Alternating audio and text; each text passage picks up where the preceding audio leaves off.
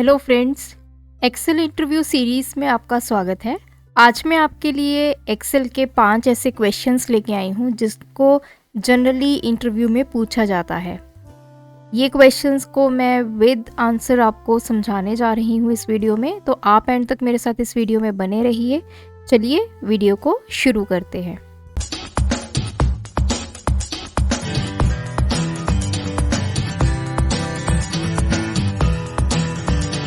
First question है, how do you freeze panes in Excel. अब सबसे पहले समझते हैं फ्रीज पेन्स का मतलब क्या होता है और एक्सेल में आप इनको कैसे कर पाएंगे। देखिए, जब हमारे पास बहुत ज़्यादा डेटा होता है और हम स्क्रॉल करते हैं आइदर हॉरिजॉन्टल और वर्टिकल, जो हमारा ऊपर हमने इस रो को या कॉलम को एक नेम दिया होता है, तो वो हमारा यहाँ से चला जाता है। और जैसे ही हम डेटा में नीचे चलते हैं तो हमें नहीं याद रहता कि ये जो डेटा है ये एक्चुअल में क्या है।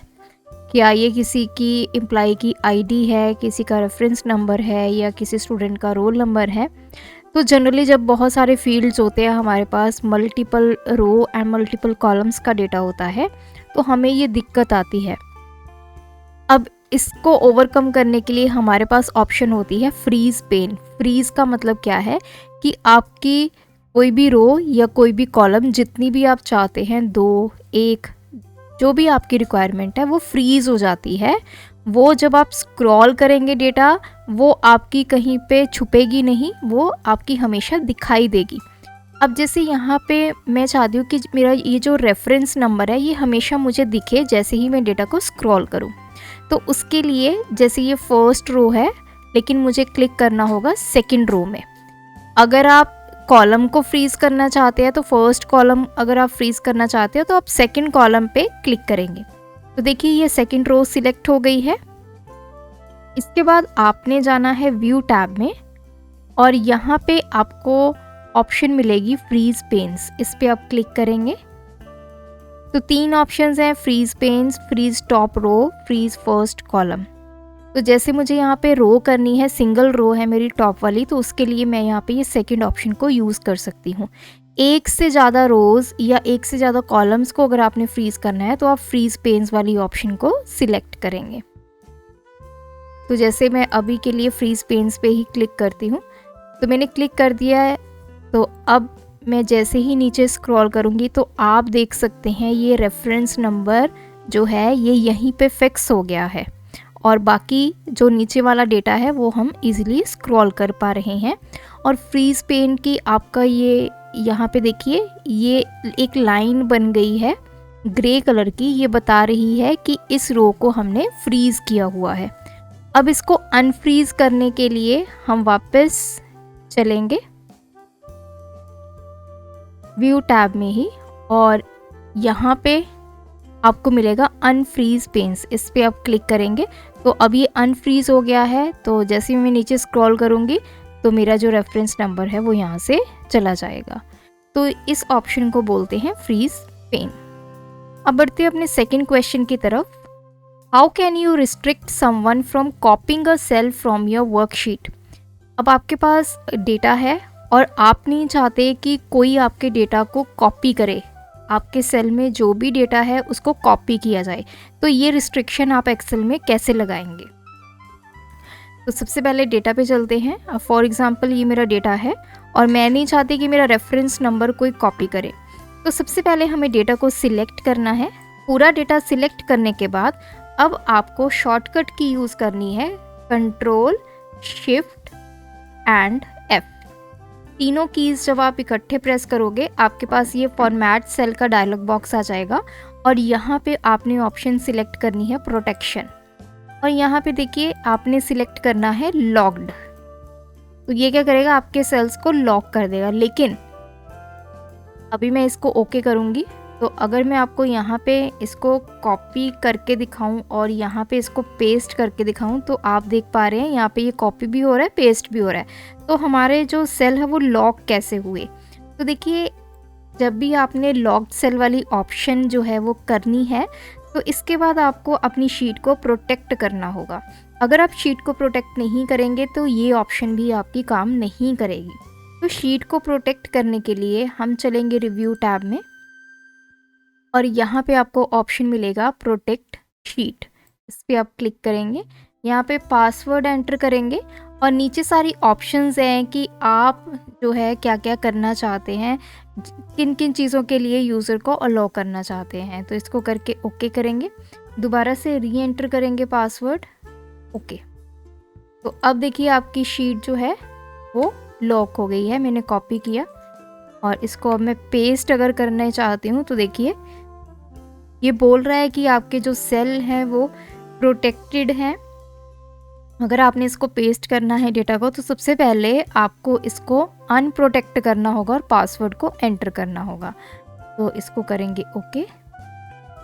अनप्रोटेक्ट करने के लिए वापस हम जाएंगे रिव्यू टैब में और यहाँ पे अनप्रोटेक्ट शीट पे क्लिक करेंगे, पासवर्ड एंटर करेंगे और आपकी शीट जो है अनप्रोटेक्ट हो जाएगी। अब आप अपने डेटा को कॉपी कर सकते हैं और कहीं भी पेस्ट करवा सकते हैं। अब बढ़ते हैं अपने थर्ड क्वेश्चन की तरफ। How will you right the formula for the following. देखिए कोई भी फॉर्मूला आपसे पूछा जा सकता है, आपको एक सिनेरियो दिया जा सकता है और आपसे उसका फॉर्मूला जो है वो लिखवाया जा सकता है। अब यहाँ पे इसने बोला है multiply the value in cell A1 by 10, add the result by 5 and divide it by 2। इसने बोला है कि जो भी सेल A1 में वैल्यू है उसको सबसे पहले 10 से मल्टीप्लाई करो, जो आंसर आएगा उसमें 5 ऐड कीजिए और पूरे आंसर को डिवाइड कीजिए 2 से।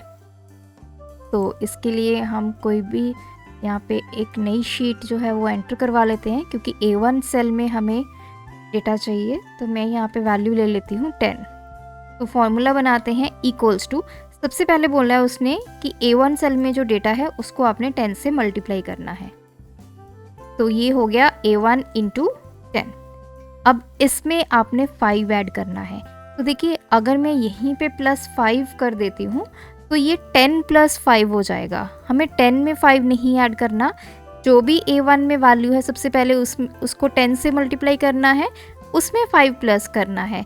तो यहाँ पे मैं लगा दूंगी एक ब्रैकेट सबसे पहले पैरेंथेसिस सॉल्व होगा।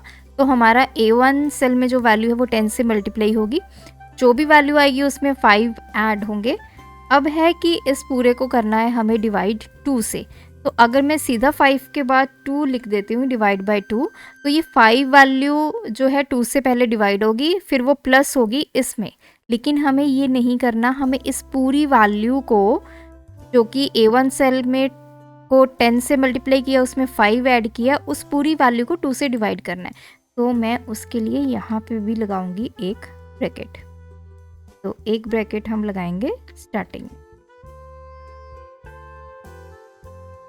तो हमारा ये कुछ इस तरह से फॉर्मूला बना, एंटर प्रेस करेंगे तो वैल्यू आ गई है 52.5। अब 52.5 वैल्यू कैसे आई है, 10 को 10 से मल्टीप्लाई किया 100, 100 + 5 105, 105 को 2 से डिवाइड किया, दैट इज़ 52.5।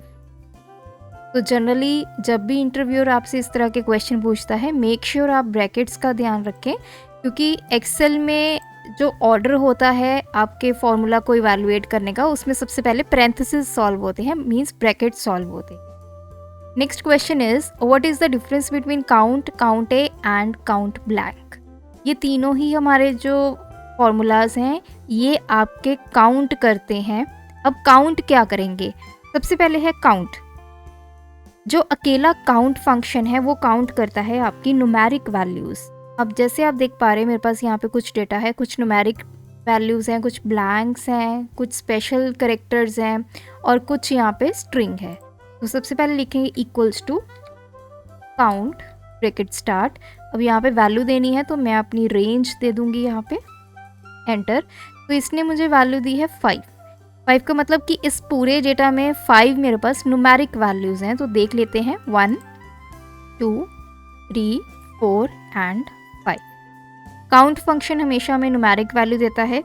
ये जो फंक्शन है ना ही स्ट्रिंग, ना स्पेशल करेक्टर और ना ही कोई ब्लैंक आपकी सेल को काउंट करेगा।